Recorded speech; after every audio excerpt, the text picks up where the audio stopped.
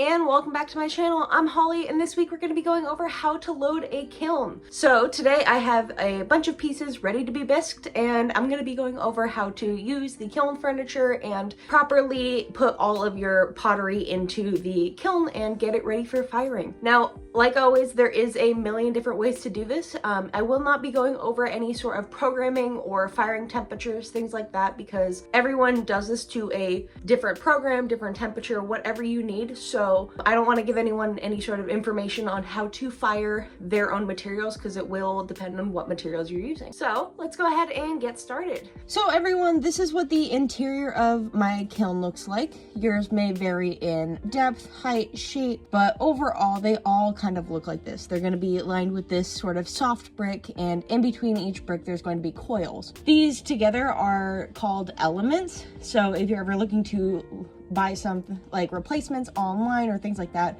typically they'll go by the name of kiln elements. Now down here I have my base kiln shelves, and I'll kind of show you what this looks like because these are placed in here by me. So essentially this is a 21-inch Mullite shelf, and this is what we place all of our pottery on. So as you can see, this doesn't actually belong at the bottom, like it's not a part of the kiln. It is what we call the kiln furniture. So we have our kiln shelves, which protect our actual kiln from the pottery that we'll be putting in it.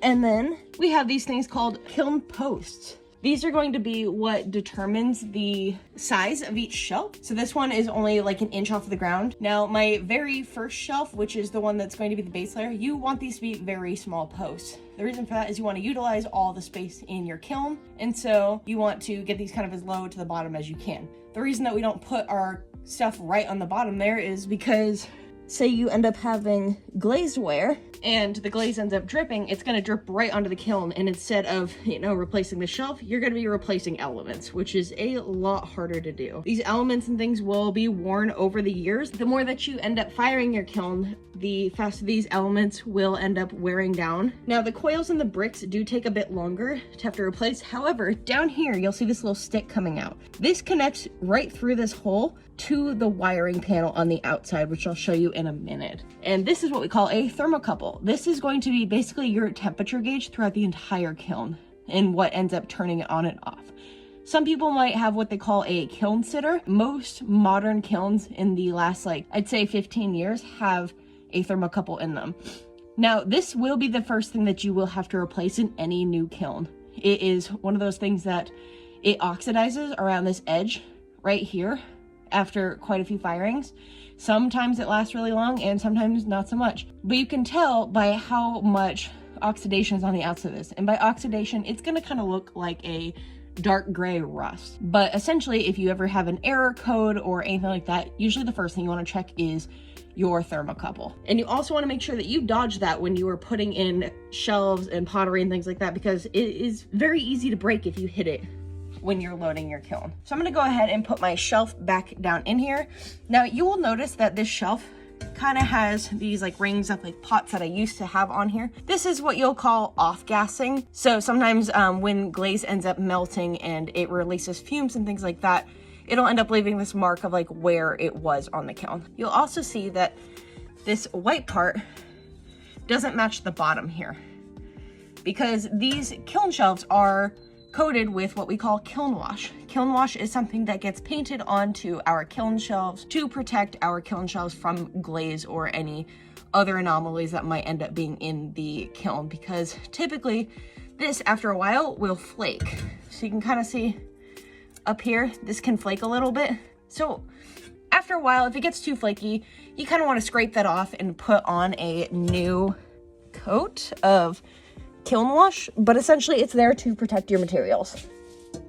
Okay, so now that we've kind of gone over the basics of this, now we will grab our pots that we want to put in here, and we want to set the shelf size for the next layer, because you're essentially going to do this in layers. Now some people like to do what they call tumble stack. Tumble stacking is essentially when you take all of your greenware pottery and just stack it all the way up and you don't use any shelves or furniture.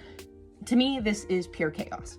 It stresses me out when your things are in the bone dry state, which if you are loading a bisque kiln should be in the bone dry state. they are at the most fragile that they will ever be in the clay process. So I find that to be an inevitable disaster. All right, everyone, so we are getting ready to put all our greenware pots into the kiln. Now, the first thing we want to decide is what we want to put on the bottom first, and then how big do we want the post stand, or essentially the height of the kiln shelf, to be in order to fit all those pots. Typically, what I like to start with is what I have the most of as far as shape. So for me, that would end up being these tarot signs I made in my underglaze video. Essentially, we want to pick what we call a kiln post. Now, these can be all different sizes. You want to make sure that you pick one that's tall enough that when the pots go in and the shelf goes on top, because essentially we're going to be stacking these, that it doesn't crush our pots and it sits on the post, not our pieces. I have my stein. This is pretty relative to all of these steins as far as size goes. So I'm probably going to make sure that I have at least like a centimeter above them. So with this post, I'm going to put this next to it, and you can do these on like a table to be a little bit more sure of this. But for the sake of the video, I'm just going to kind of be using my hand. And these are about the same size. I'm going to pick a post that's a little taller than this just to make sure it doesn't crush my pots. Because better be safe than sorry with the kiln, always. I have some taller ones here. Gives me a little bit more space, and that way if I have some taller ones, this works. So first thing we're gonna do is we're going to put these into the kiln. As you saw at the very bottom, I have 2 kiln shelves. Both of them are like half a decagon, mainly because my kiln shape is a decagon. And so let me pull you guys over here. Okay, so what we want to do is we want to make sure that we have at least 3 posts underneath each shelf.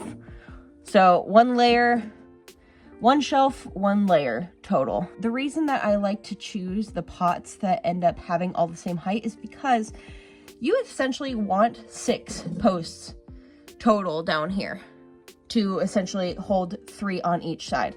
Now, what you can do is take these posts, be a little easier to see on this side, and go half and half here. So you can see that 1 post covers both shelves here. The upside to this is you use a little bit more of your kiln space because you have less posts in here. The downside to this is this entire shelf has to be almost full of pots the same height, because essentially if I wanted to make a tall shelf over here and a short shelf over here, so I have like plates and cups, I could do 3 5-inch posts here and 3 3-inch posts here, and it'll just kind of stack up asymmetrically.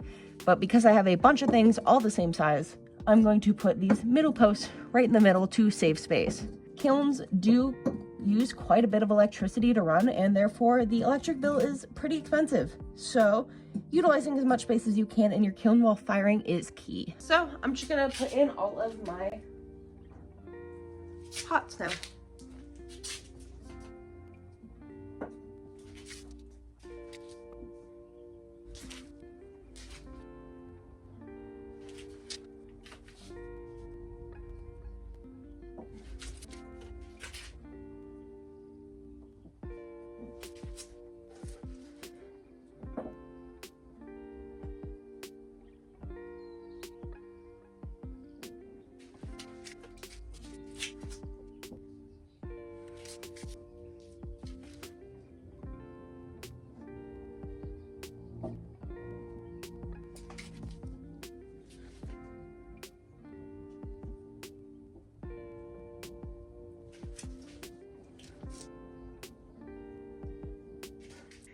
Okay guys, so you can see this is pretty full. Because this is a bisque kiln, you can see that the pieces are touching on some of them, and that's okay.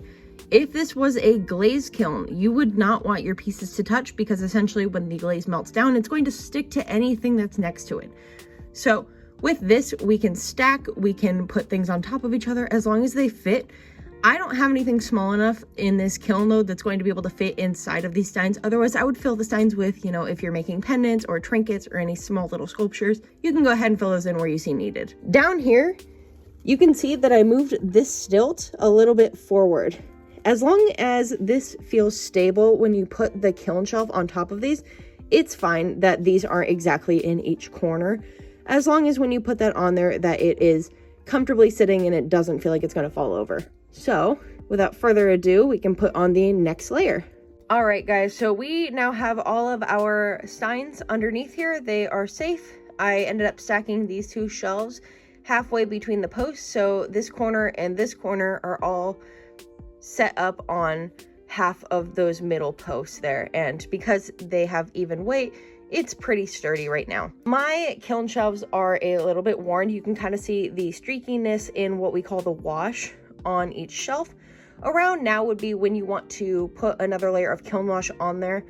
But the main importance of kiln wash is that it's on there for the glaze firing and not so much for the bisque firing, mainly because the glaze is the thing you have to worry about melting to the kiln. Unless you end up putting in a, low fire pot into a high fire firing, and then therefore you have to worry about the whole pot itself melting. But assuming that you know what your clay body is and what temperature you should be firing to, I'll probably end up grinding these down after this firing and rewashing them before my glaze firing for all of these pieces. But if you do end up with little glaze bits that are stuck onto your kiln shelves, I would suggest that if you're not going to take care of it before the firing, which I am not, I hate grinding shelves, but you do want to make sure that you don't set things directly on top of that. So I kind of locate my things around it. So I utilize the space, but I don't actually put anything on top of it, mainly because it will stick to your piece and it will ruin it. So better to just avoid it and get it later. So we'll go ahead and put in our next post. And this one will be a little bit shorter because I have a bunch of shorter mugs for it. Okay, so I'm going to be using 3-inch posts for this next shelf load, but I only have 3 of these ones. So it is okay to stack different posts on top of each other to get that desired height that you want. There's nothing wrong with this. It may not be as stable, but once again, I am going to be using 4 posts instead of 6 because I do have enough at the same height. Oops. I do have enough at the same height to end up stacking an entire layer in this height. So we have our next layer of mugs, and then I got some bowls and spoon rests in there. You can see that those are stacked again because they won't stick in the first firing. So we'll go ahead and put on another shelf and we'll keep going. All right, everyone. So we've finally reached the 3rd layer, and you can see now that the things that I have left to go into this kiln are not even remotely the same height. So I grabbed all of the most similar things in height and put them on this side, and then I got these shorter things and put them on this side. So you can see that now our posts are different sizes. Now, one thing to be cautious of with this is the shorter things can hang over into the taller shelf, but the taller things cannot hang over into the shorter shelf, because when I go to put down my 2 sides of the kiln, if the one on this side ends up hitting something that's overhanging, it's going to break that. So you just want to be a little bit cautious of this. One more thing that we want to keep in mind is this thermocouple here. You can see that the thermocouple is getting quite close to this layer. You do kind of want to give that about 1/2 inch to breathe. So what I'm going to do is I'm going to take some of these shorter kiln shelves and I'm just going to place them on top to give that a little bit more breathing room here. That still doesn't make that the same size as these other posts, but it does help as far as circulation and making sure that this will always be able to regulate the temperature that it needs to and do its job. Okay, everyone, so this is the last foot of the kiln. Once we get to this point, I just kind of start stacking. So like I was saying, you can tumble stack all the way from the bottom. I only feel comfortable doing that from this top layer up, but you can see that I did not end up filling my entire kiln. So in all honesty, I will probably end up waiting on the firing portion of this until I have enough to fill it to the brim. Because I'm the only one who ends up firing out of this kiln, I don't want to end up wasting that space. So we'll go ahead and wrap this up for now. All right, everyone, so I am finished loading my kiln. I do want to note on a couple of other things before we go ahead and finish up this video. So first thing is, if you are doing a glaze firing, remember how I showed you that the kiln shelves can flake? You do want to make sure that there are absolutely no flaking bits flying around your kiln when you are doing a glaze firing. Mainly because, again, glaze when it melts will stick to everything, and if there's a little bit of kiln shelf, because they are designed to withstand the heat of the kiln, it's going to end up in your pot and it's not going to look good. So you do want to make sure that that is not going everywhere on you. So if it's pretty flaky, clean those off, add a new layer of kiln wash. If you have a kiln, I would highly suggest one of these grinding handle things. I don't know what they are called, but essentially, if your kilns get too much glaze on them, you can hit them with an angle grinder, which is going to get everything. But if you're like me and you don't like the dust and all of the grinding that comes up, and mainly for me, it's the sound of the grinder, these are really nice and you don't need any sort of electricity to get it off. Certain things that end up pooling, if it ends up being a really bad glaze spill, you're probably gonna need a grinder. But for small things, this is great to have around. It's quick cleanup. Another thing you might want to invest in is what we call stilts. So these guys have what they call a nichrome wire or canthal wire in them, which is basically a heat withstanding wire that can go into the kiln. These are if you want to glaze the bottoms of your pieces. So if you are doing low fire, I do suggest using these and then glazing the bottom of your pieces. And by low fire, I mean like cone 06 to 04. And if you get a little bit higher than that, you do risk losing your piece a little bit more. Basically, what I have discovered through my ceramic journey is the higher the temperature, the likelier that you will lose it. Your percentage of loss will essentially end up going up the higher your temperature goes up, but the higher you fire your kiln to, essentially the higher fire your pieces, meaning the temperature that they go into the kiln and the temperature that the clay and the glaze vitrifies at, the harder that the piece will be. So it will have a more of a hardness, but low fire I do suggest for beginners. So mid fire, the glazes do run a bit more than low fire, so sometimes it might end up dripping onto the kiln stilt, and then you are either stuck doing a lot of grinding on your actual piece, or sometimes you will pull this off and it pulls part of your actual pot off too. So you do want to be wary. You want to know how stable your glazes that you are putting on top of these is going to be. But overall, these can be a lot of fun, especially if you're doing really small things that you really just want the entirety of it glazed. One thing I do also want to mention is holding on to broken kiln shelf pieces. I know that this is kind of weird, but if you end up, you know, breaking these shelves, because they are kind of fragile, so if you do end up dropping them, they are going to break. You know, if you end up with a big like shard of it that ends up at least looking like it could hold something, hold on to those, because essentially with pottery, you're going to have so many different sizes of things that go into here. And if you have a bunch of things that are tall and then a couple things that are short, and you're like, I could put another like layer on this, but some of these things are too tall for that, maybe stick a stilt in between all of the, you know, small little things and put the tiny piece of broken kiln shelf on top of it, and then you can use that as kind of another like half of a half layer. Honestly, this is basically to me world's funnest game of Tetris. So guys, with your kilns, it's going to be very important that you have a proper space for it, meaning it's not on top of rug, it's not on top of anything flammable. They do recommend having about 18 inches diameter around your entire kiln to make sure that nothing catches on fire and it's not a fire hazard. So mine is 18 inches from the wall, and I do have this window back here that I like to open this when it ends up getting fired, especially with glazes. And if you're doing like lusters or any sort of like third firing, it's going to be very important that you have proper ventilation. You don't want to be in the building, or if it's in a very enclosed space, when a kiln is firing, if it has like a luster or something toxic. Some glazes can be toxic when they end up firing, so please make sure that you know what you are working with when you do this. My kiln has a downdraft vent. It is a pretty modern thing. Scott makes it. It's called the EnviroLink. You can see this fan here has this hose. It hooks up at the very bottom of the kiln. There's kind of like two pegs and like some springs that hold it up, so that way the bottom of it sinks to the flush to the bottom of my kiln. There are holes drilled into the bottom of this, so that way this just kind of sucks it in, and that goes right outside there. Now that's not totally necessary. That was just me planning ahead, because I know that, you know, I may not always have a large enough space to have enough ventilation without the vent itself. A lot of the times you can just get one of these, and instead of having this whole like fancy setup thing, you can just shoving this thing through the window opening and just letting that kind of air outside. It does help the circulation in the kiln. Some people say it affects how your pots will turn out. I don't really see a huge difference in that, but for me, I just kind of want to be a little bit more safe. We're just going to go over a few more things. So this is going to be our kind of electrical box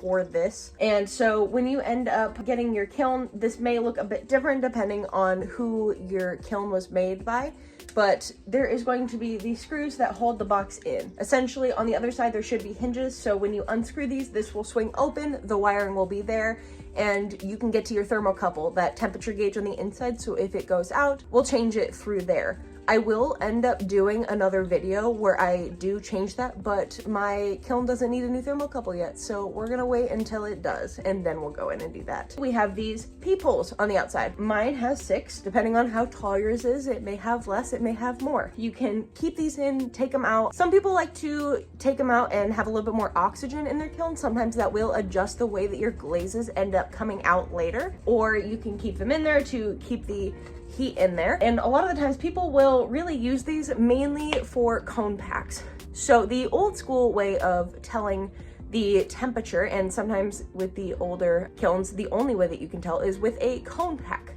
So I have one of those here. This is what we call our Pyromatic Cones. And so they end up melting based on temperature. So I typically go to mid-fire with all of my clay, meaning I go to temperatures 5, 6. I typically fire to cone 5 on my glaze firing, which is 2167 for degrees wise. This is a kiln firing that had gone to cone 6 instead.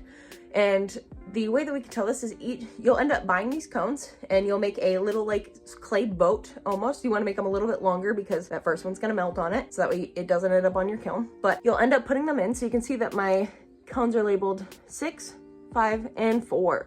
So you want the lowest one in the front and the middle in the middle, and then the cone that you actually want to fire to in the back. If I was firing to cone 6, this would look perfect. Mainly because you can see, you'll usually put these in the kiln somewhere that you can open it up and see this from your peephole. And essentially, when it hits cone 4, this will end up melting entirely. So this is what it looks like when you put something that's low fire in a high fire kiln. It just melts.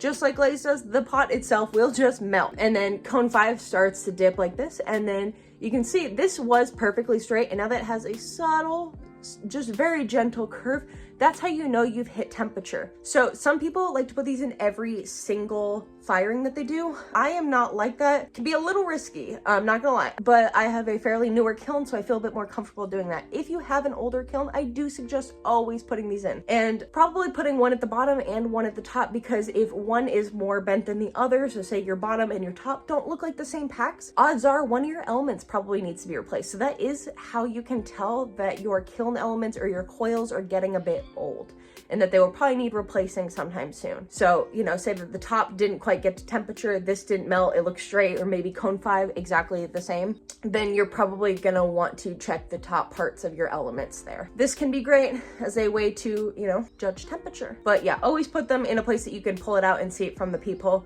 So that way, if something goes wrong and your, you know, technology ends up failing, you can see physically where that kiln is at and shut it down accordingly. All right, everyone, so there you have it. That is the basics of loading a ceramic kiln. I hope that that was helpful for you, and if you have any questions, feel free to leave them in the comments below. And if you liked this video, go ahead and hit like, subscribe, and I will see you all next week.